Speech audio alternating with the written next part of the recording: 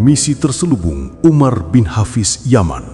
Lakukan safari ke Indonesia bukan untuk berdakwah, sebab dia sendiri termasuk kategori ulama gagal, sehingga negerinya terus dilanda konflik berkepanjangan.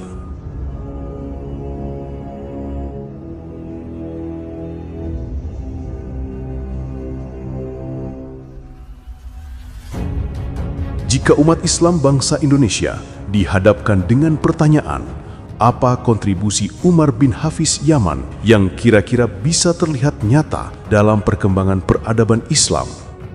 Jangankan untuk dunia Islam, dalam lingkup yang lebih kecil saja, apa kontribusi Umar bin Hafiz yang bisa kita saksikan untuk mengatasi permasalahan di negerinya yang terus dilanda konflik, perang saudara yang tak kunjung berkesudahan? Pertanyaan-pertanyaan tersebut, jika dihadapkan kepada umat Islam bangsa Indonesia, tentu tidak akan ada fakta apapun yang bisa dijadikan referensi untuk dijadikan sebagai jawaban, sebab status keulamaan seorang Umar bin Hafiz selama ini memang hanya sebatas ulama brandingan yang selalu dikampanyekan oleh orang-orang keturunan Yaman dan juga oleh para gus atau anak kiai yang pernah mondok di tempatnya. Jawaban paling mentok dari para pembela biasanya mereka akan menjawab dengan jawaban yang sederhana, bahwa peran agung dari seorang Umar bin Hafiz adalah melahirkan banyak ulama yang tersebar di Indonesia. Sebab pada faktanya, memang tidak sedikit para gus atau kiai yang pernah mondok atau belajar kepada dia. Sehingga tentu saja peran Umar bin Hafiz dianggap sangat besar bagi dunia Islam, khususnya di Indonesia. Lantas jawaban tersebut, apakah memang benar seperti itu adanya? Pada faktanya, para gus atau kiai belajar di tempat Umar bin Hafiz, kebanyakan dari mereka hanyalah bersifat tabarukan.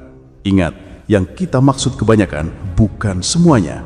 Kebanyakan para gus atau kiai pergi ke tempat Umar bin Hafiz Yaman itu dilakukan setelah mereka sudah tamat belajar di pondok-pondok pesantren di Indonesia. Sehingga para kiai atau ulama Indonesia sejatinya dilahirkan oleh ulama-ulama Indonesia itu sendiri, bukan dilahirkan oleh Umar bin Hafiz Yaman, sebab yang mereka lakukan itu sifatnya hanyalah tabarukan, bukan proses belajar mengajar sebagaimana mestinya seperti yang mereka lakukan ketika mondok di pondoknya kiai-kiai Nusantara. Karena itulah sangat mengherankan mengapa umat Islam bangsa Indonesia begitu kagum dengan status keulamaannya, padahal tidak ada satupun kontribusi yang bisa disaksikan secara nyata oleh umat Islam bangsa Indonesia bahwa dia menyumbang kemajuan penting bagi peradaban Islam di atas dunia. Gus Yahya Stakuf sebelum menjadi Ketua Umum PBNU pun sudah pernah menyindir Umar bin Hafiz dalam status Facebooknya. Saking bolak-baliknya warawiri ke Indonesia, Gus Yahya meminta agar sang Doro tersebut jangan sering-sering ke Indonesia mengatasnamakan berdakwah, sebab umat Islam di negara dia sendiri saja amburadul, tidak bisa menata. Kenapa harus sok-sokan berdakwah ke Indonesia yang para ulama Nusantara sendiri bisa dibilang jauh lebih sukses jika dibandingkan dengan dia dalam membimbing umatnya? Tidak ada kontribusi apapun dalam perkembangan dunia Islam. Berdakwah membenahi umatnya di negeri sendiri saja tidak bisa, tetapi oleh kaum Habib Yaman ia tetap didatangkan, bahkan sampai dihadirkan di podcast Deddy Corbuzier yang notabene adalah podcast yang penontonnya paling besar di Indonesia. Maka jelas, di sini ada maksud terselubung di balik itu semua.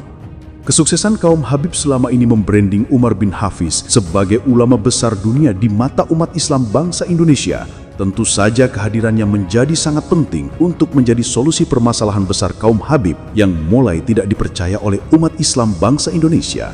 Diharapkan dengan kehadirannya akan bisa meredam umat Islam yang mulai geram dengan segala kejahatan guluman mereka yang mulai terbongkar secara masif di media, dan diharapkan akan mampu membius umat Islam bangsa Indonesia untuk tetap meyakini bahwa kaum Habib adalah benar-benar keturunan Rasulullah, mengabaikan data dan fakta yang sudah terungkap bahwa mustahil golongan mereka nasabnya tersambung kepada baginda Nabi kita.